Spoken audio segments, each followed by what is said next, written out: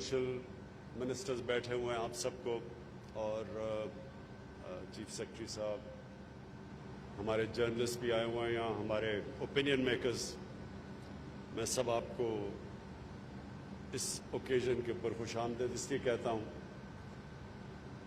کہ پاکستان کے اندر جب سے میری عمر تقریباً پاکستان جتنی ہے، تو ہماری بدقسمتی یہ ہوئی کہ ہمارا ایک مائنڈ سیٹ، جب سے مجھے ہوش ہے، وہ مائنڈ سیٹ یہ ہے کہ یہ صرف ایک چھوٹے سے طبقے کا پاکستان ہے۔ اس کو انگلش میں ایک ٹرم استعمال کرتے ہیں، ایلیٹ کیپچر۔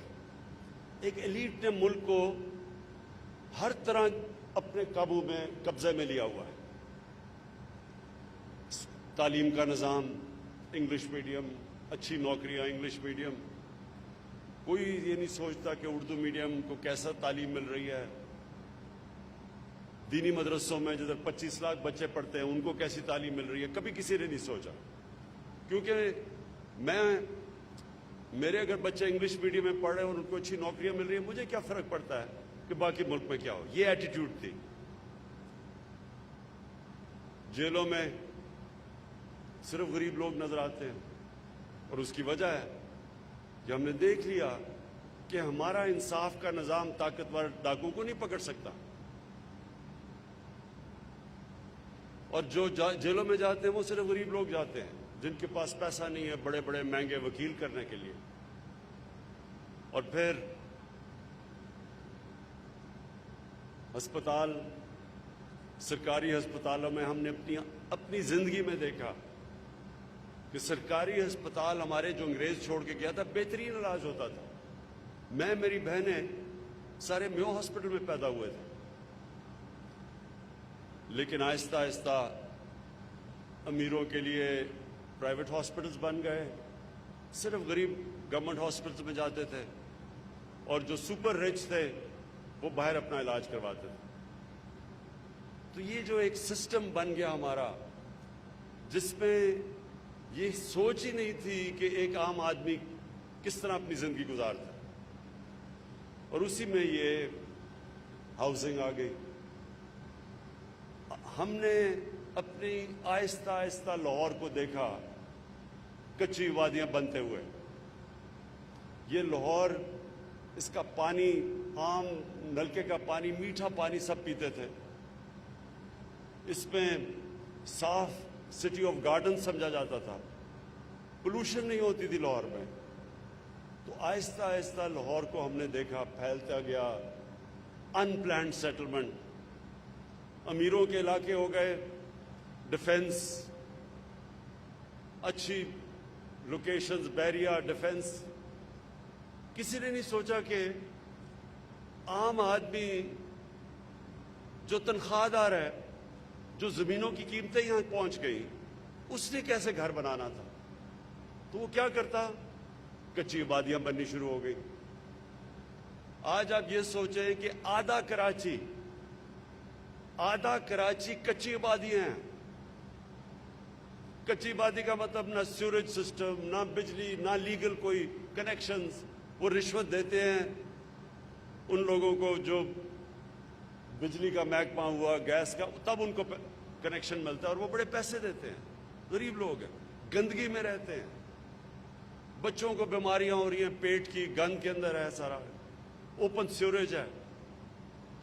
کبھی کسی نے نہیں سوچا کہ یہ لوگ کیسے رہ سکتے ہیں۔ انہوں نے بھی روزی کمانے کے لیے شہروں میں آنا ہے، تو کدھر رہیں گے؟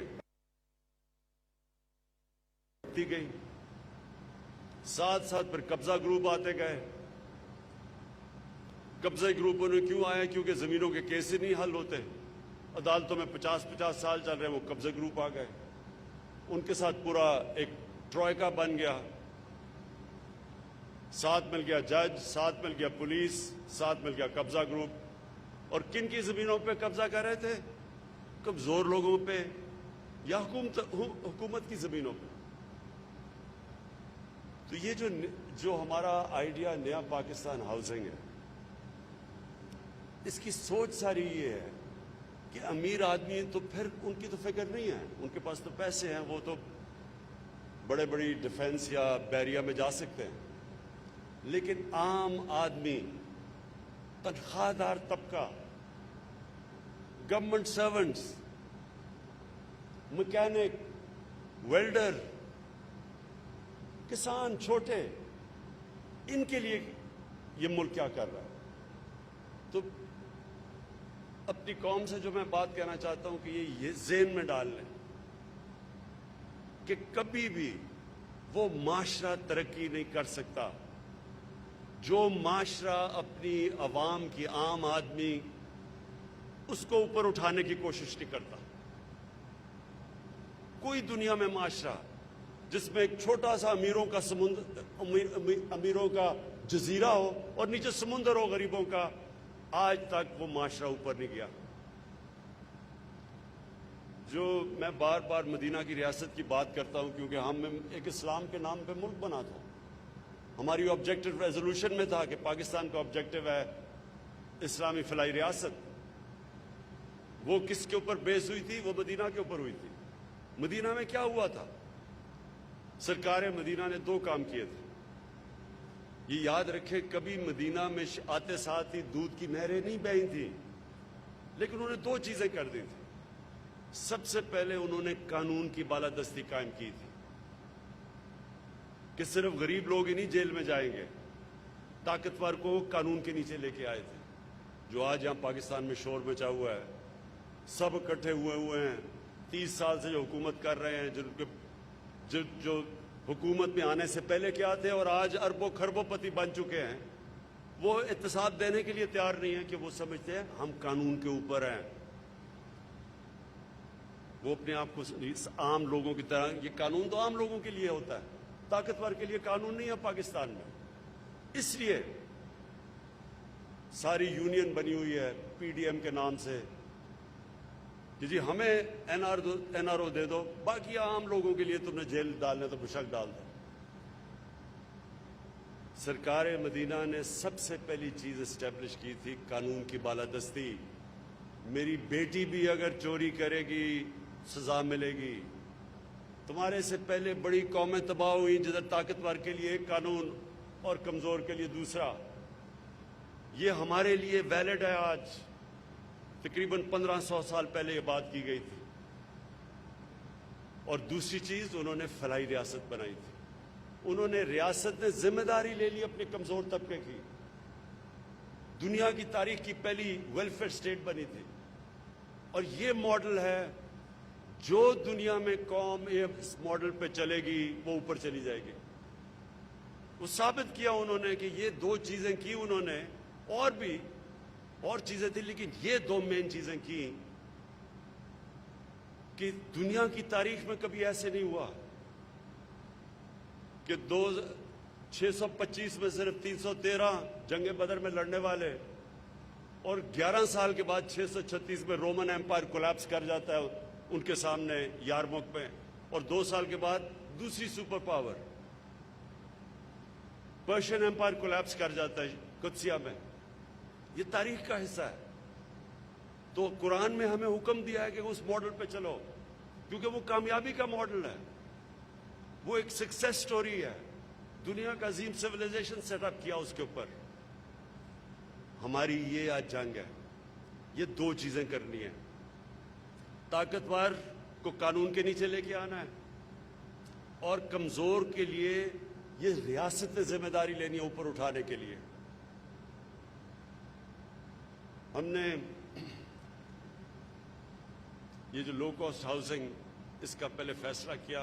2 साल हमें मुश्किल पड़ी, क्योंकि ये बन ही नहीं सकती जब तक बैंक्स कर्जा नहीं देते। वो बैंक्स इसलिए कर्जा नहीं देते थे कि कानून नहीं फंसा हुआ था अदालतों में 10-15 सालों से। फोरक्लोजर लॉ, फोरक्लोजर लॉ का मतलब ये कि जब तक बैंक अगर कर्जा, वो कैसे कर्जा देगा अगर उसे यही ना यकीन हो कि मेरा पैसा वापस आएगा। अगर वो मुझे पैसे किस्तें नहीं देता तो मैं अगर कार्रवाई नहीं कर सकता, बैंक नहीं कर्जे देंगे। लिहाजा हिंदुस्तान जैसे मुल्क में 10% मॉर्गेज फाइनेंसिंग है, कर्जे देते हैं घरों के लिए। यूरोप के अंदर, अमेरिका में 80% से ऊपर है। पाकिस्तान में 0.2% लोगों को सिर्फ कर्जा दिया जाता है हाउसिंग में। जो अभी आपने चीफ सेक्रेटरी साहब आपने अभी जो दिखाया लोगों को कि तकरीबन 70% लोगों के लिए सिर्फ 1% पैसा अवेलेबल है घरों के लिए, बाकी सारे अमीरों के लिए। तो इसके लिए पहले हमें वो फोकलोजर लॉ लड़ना पड़ा। अल्लाह का शुक्र है हमने वो अदालत से जीता केस।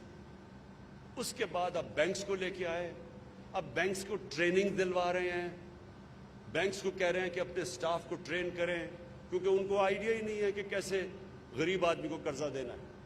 वो एक चैलेंज है इसमें कई बैंक बेहतर कर रहे हैं बाकियों से। बैंक ऑफ पंजाब को मैं ख़ास तौर पे फिर से दाद देता हूँ, उन्होंने पूरा जोर लगाया हुआ है ट्रेनिंग करने के लिए अपने स्टाफ को कि गरीब लोगों को कर्जा दिया जाए, मजदूरों को दिया जाए। और इसमें गवर्नमेंट ऑफ पंजाब को मैं फिर से इनकी भी तारीफ करता हूँ कि इन्होंने अब ये जो ज़मीन है 10,000 की आप दे रहे हैं, मरला 10,000 का दे रहे हैं, और जबकि इसकी वैल्यू 3, 4, 5, 6 लाख जितना भी है मुझे नहीं पता। तो सब्सिडाइज ज़मीन, उसके ऊपर सब्सिडाइज कर्जे, गवर्नमेंट, फेडरल गवर्नमेंट 3% पे कर्जा दे रही है। बाकी जो ऊपर बैंक को जो कॉस्ट करता है वो गवर्नमेंट खुद उसका बोझ उठा रही है। फिर हर घर के ऊपर 3 लाख रुपया सब्सिडी दे रही है। इसका क्यों ये कर रही है? ताकि जो गरीब आदमी जब एक घर ले तो उसको जितना वो किराया दे रहा है आज, उतना ही किराया वो कर्जों की किस्तों पे चला जाए और अपना घर भी उसके पास आ जाए। और ये है एक इंशाल्लाह शुरुआत एक रेवोल्यूशन की, क्योंकि ये इंशाल्लाह आप देखेंगे इनकलाब आ जाएगा। इससे सबसे पहले तो एक आम आदमी जो कभी ख्वाब भी नहीं देख सकता था कि अपना घर उसका हो, उसको अपना घर मिल जाएगा।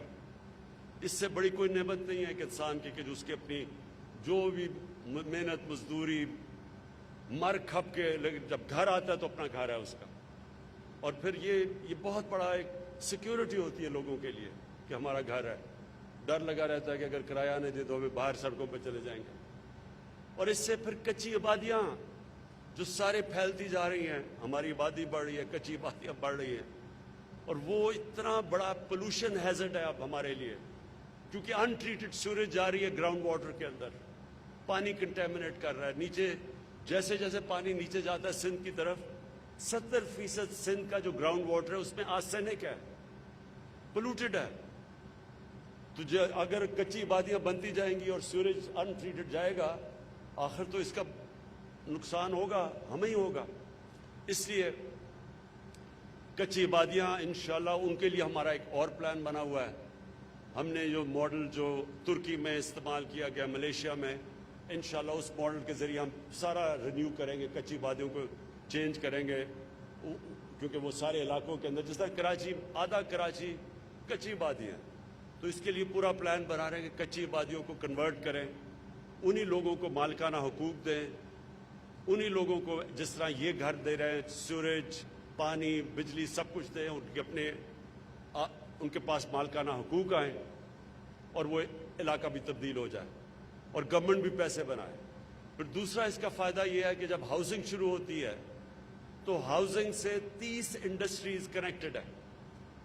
तो जैसे ही हाउसिंग आप घर बनाने शुरू करते हैं तो 30 और इंडस्ट्री चलनी शुरू हो जाती है, सारी मुल्क की इकॉनमी उठ जाती है। एक तरीका मुल्क की इकॉनमी को उठाने का है कि मुल्क में हाउसिंग शुरू कर दें। और इंशाअल्लाह हमारी यही सोच है कि हम जब अब अपना रोज़गार हमने लोगों के लिए देना है, हमने अपनी ग्रोथ रेट बढ़ानी है, तो सबसे ज़्यादा हमारा एम्फेसिस अब ये हाउसिंग के ऊपर है। साथ साथ हमने कंस्ट्रक्शन इंडस्ट्री को पूरी तरह इंसेंटिवाइज किया हुआ है, उनकी सारी रुकावटें दूर की हैं जो उनके प्रॉब्लम्स थे। और आज मुझे बड़ी खुशी है कि पाकिस्तान की तारीख के रिकॉर्ड टूट गए हैं। सीमेंट जितना बिक रहा है अब, इसका मतलब कि कंस्ट्रक्शन शुरू हो गई है पाकिस्तान में, और ये चंद महीने में इसके असरात आने शुरू होंगे सारी इकॉनमी में। और ख़ास तौर पे जो हमारा एक बहुत बड़ा मसला बेरोज़गारी का, वो भी इंशाल्लाह इसी कंस्ट्रक्शन हाउसिंग की वजह से इंशाल्लाह हम ओवरकम करेंगे। मैं FWA को और उनको इसलिए मैं आज मुबारक देता हूँ क्योंकि उन्होंने बड़ी तेज़ी से काम शुरू किया, हमें रिकॉर्ड टाइम पे वो हमें ये लो कॉस्ट हाउसिंग बना के दे रहे हैं, तो उनको भी मैं आज खराज तहसीन पेश करता हूँ क्योंकि वो भी इसका हिस्सा है। नया पाकिस्तान हाउसिंग में जनरल हैदर आप लीड कर रहे हैं और आप सारा ये कोऑर्डिनेशन से ये सारी लो कॉस्ट हाउसिंग हो रही है, आपको भी। और आज जो 9 ओकेजन के ऊपर हमारे बैठे हुए हैं, जिधर सारी जगह ओपनिंग हो रही है, उधर हर जगह के ऊपर यही पेरी अर्बन हाउसिंग का आज लॉन्च है, तो वो भी मुझे बड़ी खुशी है कि उसमें हम बड़े बड़े वो इलाके कवर कर रहे हैं जिधर कभी कोई कॉन्सेप्ट ही नहीं है कि आम लोगों के लिए घर बनाए जाएं। आखिर में मैं फिर अपनी कौम से एक बात कहना चाहता हूँ कि अल्लाह ने हमारे मुल्क में हर किस्म की नेमत बख्शी, हमने अल्लाह की नेमतों से फ़ायदा नहीं उठाया। मैं वो पाकिस्तानी हूँ जिसने सारा पाकिस्तान देखा और किसी ने, कोई और पॉलिटिकल लीडर इस मुल्क में नहीं आया जिसने सारा मुल्क देखा हुआ है। इसलिए मैं जानता हूँ कि हमने कभी तवज्जो नहीं दी उन इलाकों पे जो अगर हम इलाके थोड़े से भी डेवलप कर लें तो सिर्फ टूरिज्म से, मैं फिर से कह रहा हूँ, टूरिज्म सिर्फ एक ऐसा एरिया है जिससे हम सारा अपना जितनी इस वक्त एक्सपोर्ट्स कर रहे हैं इससे ज़्यादा सिर्फ टूरिज्म से ये मुल्क पैसा कमा सकता है। कभी किसी ने तवज्जो नहीं दी क्योंकि बदकिस्मती से जो यहाँ के लीडरशिप थी उनके हॉलीडेज भी बाहर होते थे, उनके लंदन में बड़े बड़े घर हैं, उनको दुबई में पैलेसेस हैं, उन्होंने कभी देखा ही नहीं कि इस मुल्क में अल्लाह ने क्या क्या दिया। फिर जो एग्रीकल्चर है इसके ऊपर मैंने पूरी, पहले तो इकोनॉमी को स्टेबलाइज कर रहे थे, अब पूरा तवज्जो एग्रीकल्चर पे है। ये मैं अब खुद लीड कर रहा हूँ। मैं आपको साबित करके दिखाऊंगा कि पाकिस्तान में एग्रीकल्चर की इतनी बड़ी रेवोल्यूशन आएगी। हमारे पास वो चीज़ें हैं, हमने कभी सोचा ही नहीं एग्रीकल्चर के ऊपर। 50 साल से हमने एग्रीकल्चर के ऊपर नहीं सोचा। हमने सिर्फ 2 सालों में सिर्फ किसान को हमने उसकी पेमेंट दिलवाई। कभी गन्ने में जो बेचारा किसान मेहनत करता था उसको कभी पेमेंट ही नहीं मिलती थी गन्ने की, सिर्फ हमने 2 साल उनको पेमेंट दिलवाई है। आज इंशाल्लाह हमारी जो गंदम की यील्ड है वो रिकॉर्ड है जो अब आ रही है। अभी तक सारी असेसमेंट है कि सारे रिकॉर्ड टूट गए हैं। हमारी चावल की यील्ड रिकॉर्ड पे है, हमारा मकई की यील्ड रिकॉर्ड के ऊपर है। हालांकि फिर से मैं अभी कह रहा हूं, अभी हमने नए टेक्निक्स नहीं लेके आए, हमने सिर्फ किसानों के पास पैसा गया क्योंकि उनको कीमत मिली है अपनी पैदावार की। 11 अरब रुपया सिर्फ इस साल किसानों के पास इजाफी गया है क्योंकि हमने उनको सही माने में उनके गंदों में भी कीमत दी है और चावल पे मिली है, उनको